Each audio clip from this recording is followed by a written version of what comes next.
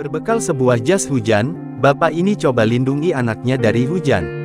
Beredar sebuah video yang menampilkan seorang ayah yang berusaha untuk melindungi kedua anaknya dari hujan di bak mobil pick-up. Pria bertopi itu tampak berusaha membentangkan jas hujan berwarna biru. Tampak pula seorang anak berbaju oranye duduk di sampingnya, dan satu lagi tengah tertidur di pangkuannya. Walaupun basah kuyup, ia mengusahakan agar anaknya dapat berteduh.